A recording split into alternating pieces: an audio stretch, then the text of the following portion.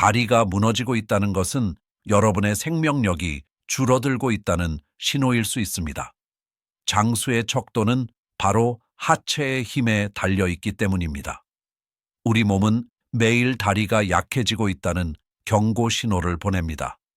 의자에서 일어날 때 손을 짚어야 하거나 몇 분만 서 있어도 어지럼증과 피로를 느낀다면 다리가 약해진 것입니다.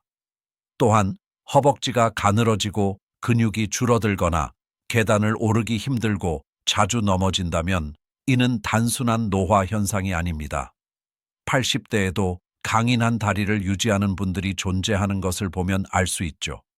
나이가 들면 우리 몸은 다리 근력을 유지하는 데 필수적인 질산염 생성 능력을 잃어갑니다. 의사들이 시금치 같은 채소를 권하는 이유도 이 질산염 때문입니다. 하지만 많은 분들이 모르는 사실이 있습니다.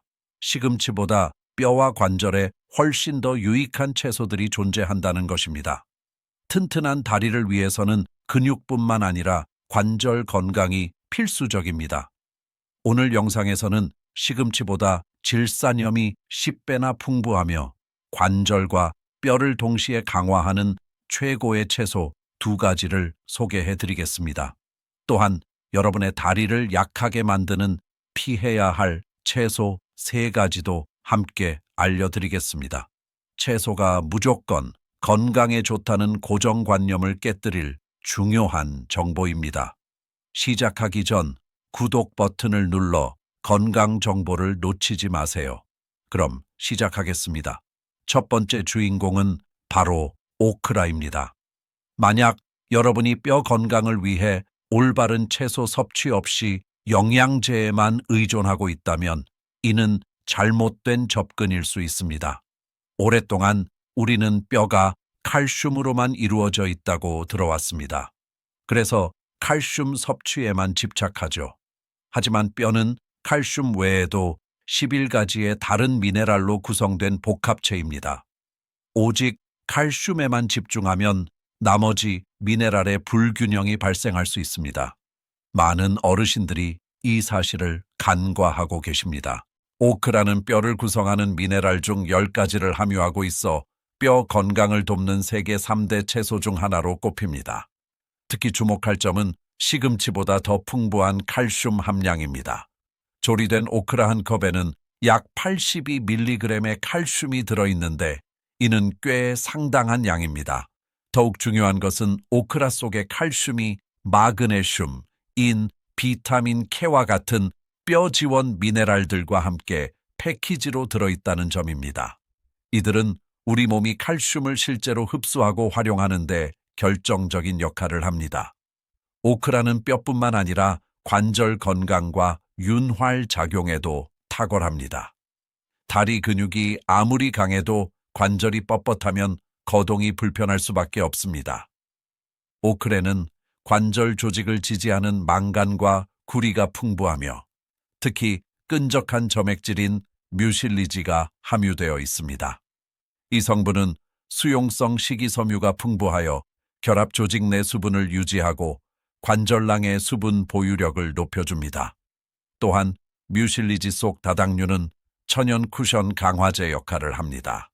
연구에 따르면 이 다당류는 연골의 퇴행성 변화를 막고 관절 내 산화 스트레스를 줄이며 콜라겐 분해를 억제합니다. 이는 어르신들의 관절 마모를 늦추는데 매우 중요합니다. 오크라의 퀘르세틴 같은 한겸증 화합물과 비타민C는 관절 통증과 부종을 유발하는 염증을 감소시킵니다.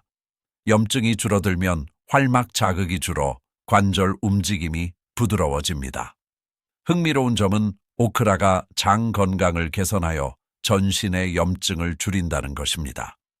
이것이 과학자들이 말하는 장관절 축의 원리이며 오크라를 꾸준히 섭취하면 근골격계 전체를 자연스럽게 강화할 수 있습니다. 그렇다면 오크라를 어떻게 섭취하는 것이 좋을까요? 뼈와 다리 건강을 위한 3가지 레시피를 소개합니다. 첫 번째는 오크라 토마토 스튜입니다. 오크라 20개 정도를 씻어 꼭지를 제거하고 둥글게 썹니다. 냄비에 올리브유를 두르고 다진 양파와 마늘을 볶아 향을 낸 뒤 다진 토마토를 넣고 5분간 끓입니다. 여기에 오크라를 넣고 소금, 후추로 간을 한 뒤 물 반 컵을 붓고 15에서 20분간 약불로 졸입니다. 오크라가 부드러워지고 소스가 걸쭉해지면 밥이나 빵과 함께 드세요. 뼈에 필요한 미네랄이 가득한 한 끼가 됩니다.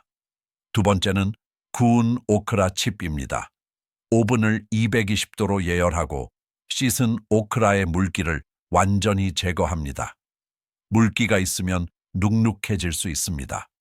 오크라를 세로로 자른 뒤 올리브유, 소금, 마늘, 가루를 뿌려 버무립니다. 겹치지 않게 팬에 올려 15에서 20분간 노릇해질 때까지 구우면 끈적임 없이 바삭하고 영양 가득한 간식이 완성됩니다. 세 번째는 오크라 수프입니다. 냄비에 양파를 볶다가 썬 오크라를 넣고 볶습니다. 육수를 붓고 감자, 당근, 시금치 등을 넣어 끓입니다.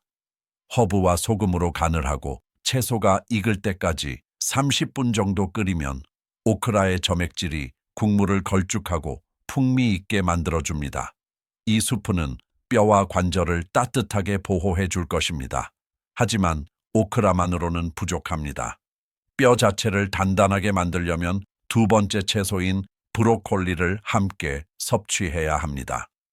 어머니들이 아이들에게 브로콜리를 먹이려 했던 이유가 여기 있습니다.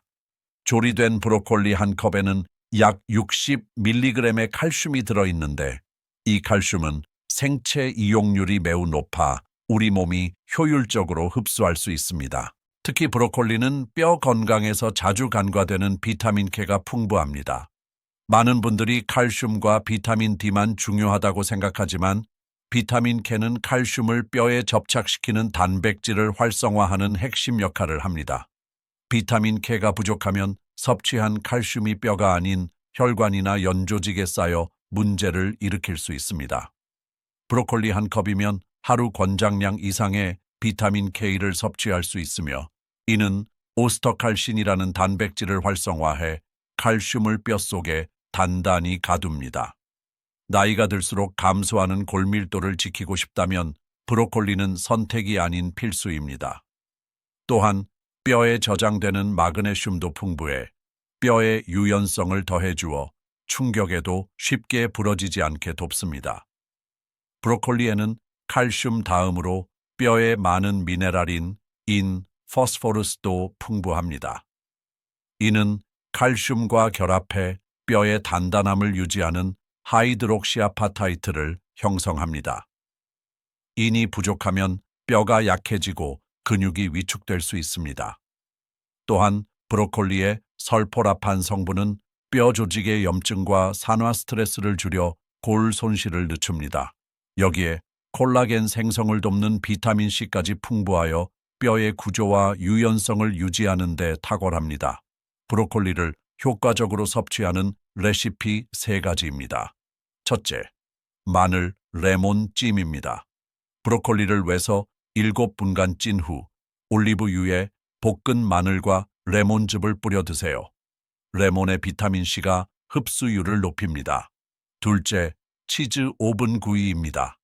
살짝 찐 브로콜리에 체다 치즈, 그릭 요거트, 달걀을 섞어 오븐에 구워내면 칼슘과 단백질이 폭발합니다. 셋째, 참깨 볶음입니다. 참기름에 브로콜리, 마늘, 생강을 볶고 간장 소스로 맛을 낸 뒤 참깨를 뿌리세요. 참깨의 추가적인 칼슘과 마그네슘이 뼈를 더 튼튼하게 합니다. 오크라와 브로콜리가 뼈를 살린다면 반대로 뼈를 녹이는 채소들도 있습니다. 충격적일 수 있지만 피해야 할 채소 첫 번째는 피클, 절인 오이입니다. 피클은 제조 과정에서 엄청난 양의 나트륨에 절여집니다. 과도한 나트륨은 신장을 통해 배출될 때 칼슘을 함께 끌고 나갑니다. 나트륨 2300mg당 약 40에서 60mg의 칼슘이 소변으로 빠져나갑니다.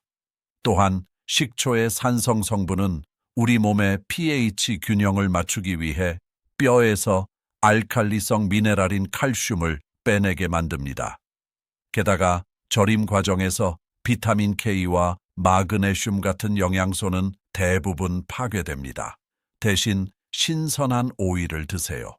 생오이에는 뼈 결합 조직을 강화하는 실리카와 비타민 K가 그대로 살아 있습니다. 두 번째로 주의할 채소는 옥수수입니다. 옥수수에는 피틴산이라는 한경 양소가 들어있어 칼슘, 마그네슘, 아연 같은 필수 미네랄의 흡수를 방해합니다. 소화 흡수력이 떨어지는 노년층에게는 치명적일 수 있습니다. 또한 옥수수는 당 지수가 높아 염증을 유발할 수 있으며 오메가6 지방산 비율이 높아 만성염증을 촉진하여 골 손실을 가속화할 수 있습니다. 옥수수 대신 고구마나 잎채소 같은 뼈 친화적인 채소로 대체하는 것이 현명합니다. 지금까지 뼈와 관절, 다리 근육을 위한 최고의 채소와 최악의 채소를 알아보았습니다. 여러분을 위해 칼슘, 마그네슘, 콜라겐 등 뼈 건강에 필수적인 영양소가 가득한 100가지 이상의 레시피를 정리해 두었습니다. 채식주의자부터 육류를 즐기는 분들까지 모두를 위한 수프, 스튜, 샐러드 등을 포함하고 있습니다. 필요하신 분들은 고정 댓글이나 설명란의 링크를 확인해 주세요. 여러분의 뼈 건강은 안녕하신가요? 오늘 소개한 채소 중 어떤 것을 자주 드시나요? 혹시 옥수수나 피클을 즐겨 드시지는 않나요? 댓글로 여러분의 이야기를 들려주세요. 하나하나 답변해 드리겠습니다. 내일은 약 없이도 노년의 뼈와 다리를 강하게 만드는 아주 특별하고 새로운 방법에 대해 이야기할 예정입니다.